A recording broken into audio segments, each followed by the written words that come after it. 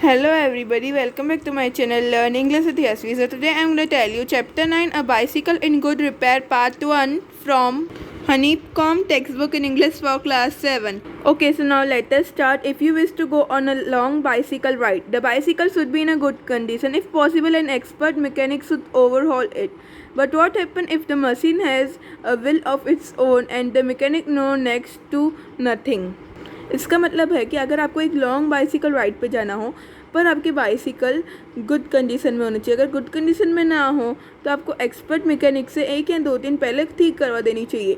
अगर आपकी 1-2 दिन ठीक नहीं हुई है, 1-2 दिन पहले मतलब ठीक नहीं हुए और एक ही दिन पहले आपको याद आता है कि मेरी बाइसिकल ठीक नहीं है तो मैं कैसे जाऊँगा, और आप मैकेनिक के पास ऐसे लेके जाते हो जो मैकेनिक को कुछ पता ही नहीं है कि करना क्या है, तो अभी क्या होगा। और जिस मैकेनिक को पता ही नहीं है क्या करना है वो क्या करेगा। जो स्टोरी है वो बेसिकली इन दोनों के ऊपर है। तो अब हम चालू करते हैं। ये पार्ट 1 है, तो पार्ट 2 की लिंक डिस्क्रिप्शन में डाल दी है, आप उधर से लिंक को क्लिक करके देख सकते हैं। A man I knew proposed one evening we should go for a long bicycle ride together on the following day, and I agreed. I got up early for me. I made an effort and was pleased with myself. He came half an hour late. I was waiting for him in the garden. It was lovely day. He said, "That's a good-looking machine of yours. How does it run?"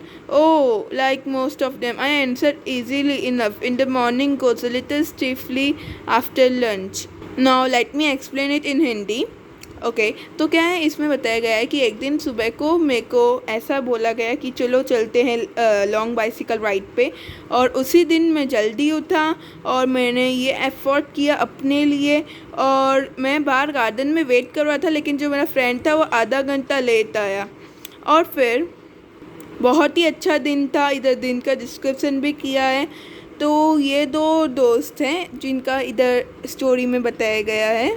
तो मेरे दोस्त ने पूछा, इधर लिखा गया है कि आपकी ये मशीन अच्छी चलती है, मशीन यानी कि इधर बाइसिकल को बोला गया है। तो मैंने बोला जैसे सब लोग बोलते हैं, हाँ अच्छी तो चलती है। तो अभी he got hold of it by the front wheel and fork and shoot it violently. I said, "Don't do that, you will hurt it." I didn't see why he should shake it. It had not done anything to him. Besides, if he wanted shaking, I was proper person to shake it. I felt as much as I should start waking my dog. Waking, that means beating. तो इसमें बताया गया कि उसका friend front wheel था, उसको जोर जोर से हिलाने लगा, जैसे गुस्से में होता है ना, वैसे इधर दिखाया गया है। उसका जो फ्रेंड है वो गुस्से में जोर जोर से हिलाने लगा। तो फिर मैंने बोला, ऐसा क्यों कर रहे हो, क्या है, नहीं तो आप मेरे को दो, मैं सेक कर लेता हूँ, आप क्यों कर रहे हो। मेरे को ऐसा लग रहा था जैसे वो कोई डॉगी को मार के उठाते उस तरह से मेरी बाइसिकल को मार रहा है। तो ये बताया गया है इधर। I hope you understood it. Now moving to next para. He said, "This front wheel wobble." I said, if you don't wobble it, it doesn't wobble. As a matter of fact, nothing worth calling in wobble. He said, "This is dangerous. Have you got a hammer?" I ought to been firm, but I thought that perhaps he really did know something about the business. I went to the tool shed to see what I could find. When I come back, he was sitting on the ground with the front wheel between his legs. He was playing with it, twiddling it around between his fingers. The remainder of the machine was lying on the gravel part beside him. He said it looked me as if the bearings were all wrong. I said, "Don't you trouble about it anymore. You will make yourself tired. Let us put it back and get off." तो उसके friend ने बोला कि जो front wheel है ना वो मेरे को परेशान कर रहा है, उसमें कुछ है, मेरे को देखना है। उसके बाद बोला क्या है, कुछ भी नहीं है। तो इन दोनों की इधर डिस्कशन चालू हो जाती है। फिर वो बोलता है कि ये डेंजरस है, आप हैमर लेके आओ। तो फिर उसके फ्रेंड को लगा कि सच्ची में इसको कुछ पता होगा ये बाइसिकल के बारे में, इसके लिए बोल रहा है। तो वो सच्ची में जो टूल्स है वहाँ पे लेने गया। तो फिर जब तक वो लेके आया तब उसने देखा कि उसका फ्रेंड तो व्हील अपने दोनों पैरों के बीच में रख के खेल रहा था। फिर वो बोलने लगा उसका फ्रेंड कि इसकी बेयरिंग मेरे को सही नहीं लग रही थी, इसकी मशीन ये वो बोलने लगा। फिर मेरे को लगा कि बेयरिंग के साथ तो कुछ भी गलत था नहीं, इसको प्रॉब्लम क्या हो रही है। तो फिर मैंने बोला, यानी कि जो इसका फ्रेंड जिसका घर पे वो आया था उसने बोला कि अभी छोड़ दो, हम ये सब बातें छोड़ दो, हम नहीं तो दूसरी साइकिल पे चलते हैं ना, तो थोड़ी देर खाना खा के बाद में आपकी साइकिल पे ही निकल लेते हैं। He said we may as well as see what is the matter with it. Now it is out. He talked as though it had dropped out by accident.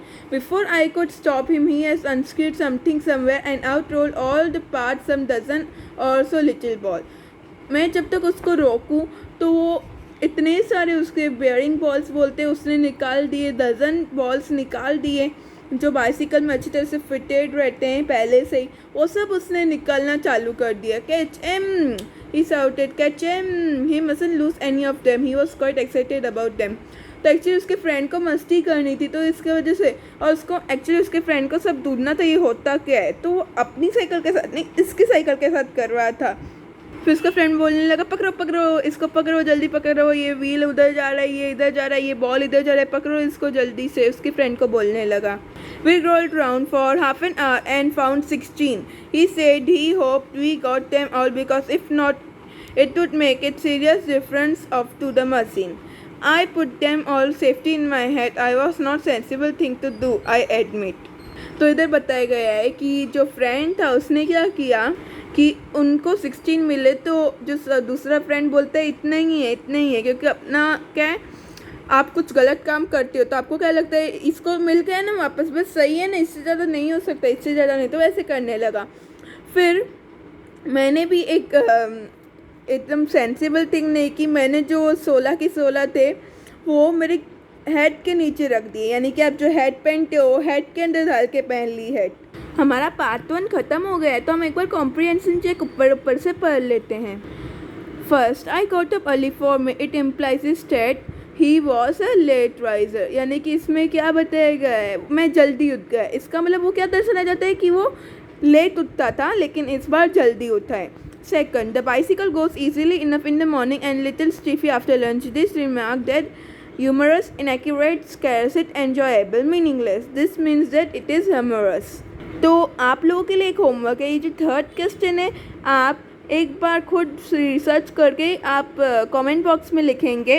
काफ़ी बड़ा हो तो भी चलेगा, छोटा हो तो भी चलेगा, पर आपको लिखना है, अपने आप से लिखना है और आप किधर भी सर्च नहीं करेंगे. आपको जितना समझाएगा उसमें से ही क्वेश्चन है, तो प्लीज़ किधर भी नेट पे सर्च करे बिना अभी की अभी मीन्स आप जब भी वीडियो देख रहे हो आप तुरंत कमेंट सेक्शन में थर्ड का आंसर लिखिए. थर्ड क्वेश्चन है, the friends took the bicycle violently.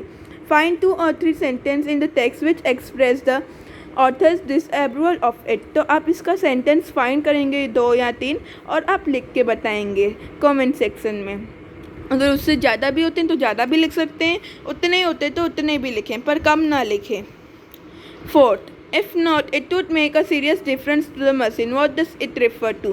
So it refer to ball bearing. अगर बॉल बियरिंग 1-2 भी कम हुए तो मशीन में डिफरेंस आ सकता है. ये हमने अभी इधर पढ़ा था. So that's all about this video. Thank you for watching this and also subscribe, like and share to my channel.